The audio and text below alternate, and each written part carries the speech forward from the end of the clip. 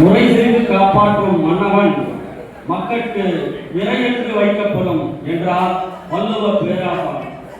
அவருடைய வாக்குக்கிணங்க தனது வாழ்நாளை அமைத்துக் கொண்ட வாழ்நாள் சாதனையாளர் அனைத்திந்திய அண்ணா திராவிட முன்னேற்ற கழகத்தினுடைய நிறுவனர், தமிழகத்தினுடைய முன்னாள் முதலமைச்சர், சத்துணவு திட்டம் தந்த சரித்திர நாயகன், புரட்சி தலைவர் டாக்டர் எம்ஜிஆர் அவர்களை வணங்கி, இந்தியாவுடைய இரும்பு பெண்மணி மாண்புமிகு இதயம் புரட்சி தலைவி அம்மா அவர்களை வணங்கி,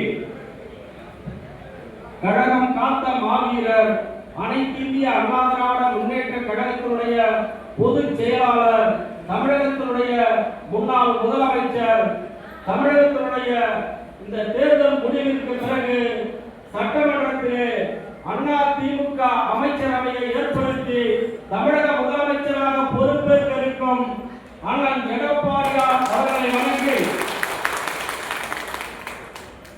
இந்த சிறப்பு வாய்ந்த வரலாற்று சிறப்புமிக்க வேட்பாளர் அறிமுக விழாவிலே வருகை தந்து சிறப்பித்துக் கொண்டிருக்கக்கூடிய தேசிய ஜனநாயக கூட்டணியுடைய அனைத்து கட்சி நிர்வாகிகளையும், அனைத்து கட்சி தொண்டர்களையும், பொதுமக்களையும் வருக வருக என்று வரவேற்று, அதோடு இன்னும் சற்று நேரத்திலே இங்கு வருகையிலிருந்து சிறப்புரை ஆற்ற இருப்பவரும், இந்த கடலூர் மேற்கு மாவட்டத்தை கட்டுக்கோப்பாக வழிநடத்தி வருபவரும், 2026 அண்ணன் எடப்பாடியார் அமைச்சரவையிலே அங்கம் வகிக்கக்கூடியவரும், இந்த மாவட்ட கழகத்தினுடைய செயலாளர், ஆற்றல் மிக்க போர் வீரர் அண்ணன் அருண்மொழி தேவன் அவர்களை வணங்கி, அதோடு இந்த வரலாற்று சிறப்பு மிக்க வேட்பாளர் அறிமுக விழாவிற்கு சிறப்பித்துக் கொண்டிருக்கக்கூடிய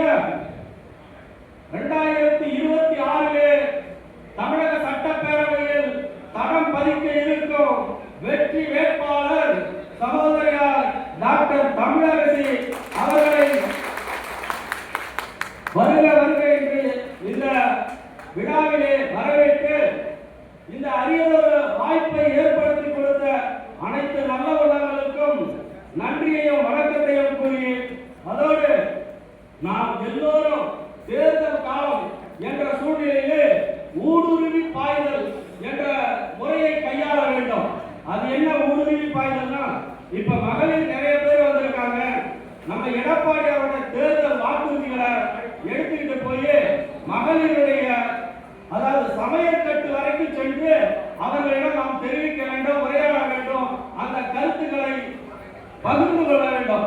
இதுதான் ஊடுருவி பாய்தல். அதுபோல ஆண்களாகிய நாம் நெருக்கந்தோறும் இதை பிரச்சாரங்களை மேற்கொண்டு அனைவரையும் சந்தித்து எடப்பாடியாருடைய தேர்தல் வாக்குறுதிகளை நாம் பட்டி தொட்டி பரப்பி வெற்றி வாய்ப்பை ஏற்படுத்த வேண்டும்.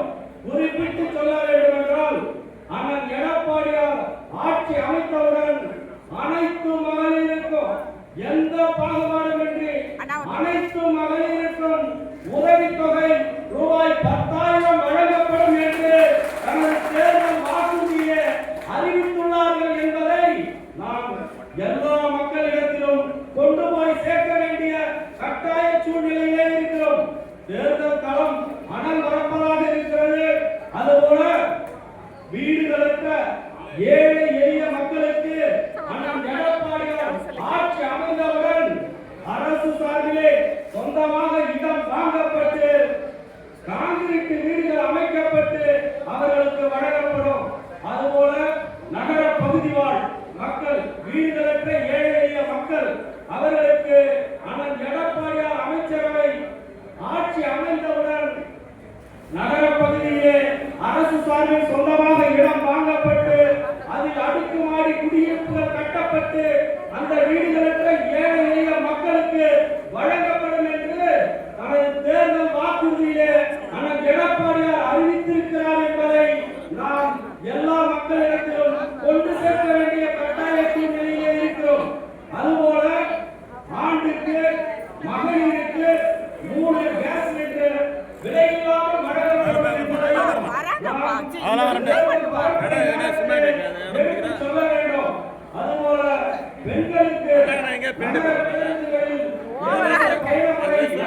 இருப்பது போல் அண்ணன் எடப்பாடியார் ஆட்சி அமைந்தவுடன் ஆண்களுக்கும் இலவச கட்டணங்களா பயண திட்டம் நடைமுறைப்படுத்தப்படும் என்று அண்ணன் எடப்பாடியார் அவர்கள் தனது தேர்தல் வாக்குறுதியை அறிவித்திருக்கிறார்.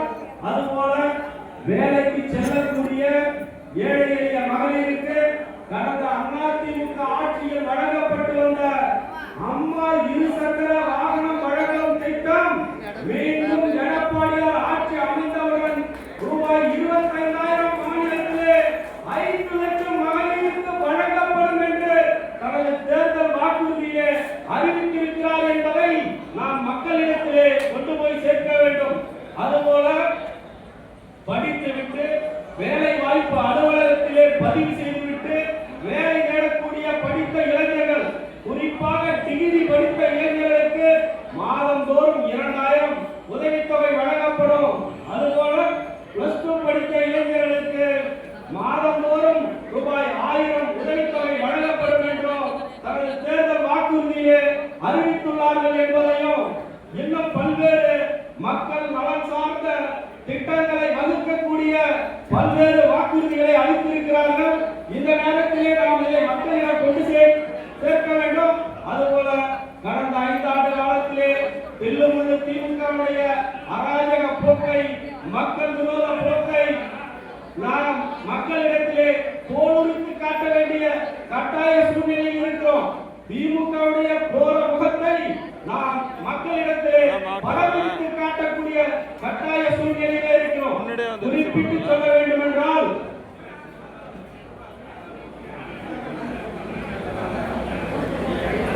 ஆகையால் காலமும் நேரமும் மிகவும் அருமை வாய்ந்த சக்தி என்ற காரணத்தினால் இந்த சிறப்பு வாய்ந்த வேட்பாளர் அறிமுக விழாவிற்கு எனக்கு பேசுவதற்கு வாய்ப்பளித்த கழகத்தினுடைய அனைத்து நல்ல உள்ளங்களையும், தேசிய ஜனநாயக கூட்டணியிலே அங்கம் வகிக்கிற அனைத்து நிர்வாகிகளையும் தோழர்களையும் நன்றி பாராட்டி விடைபெறுகிறேன்.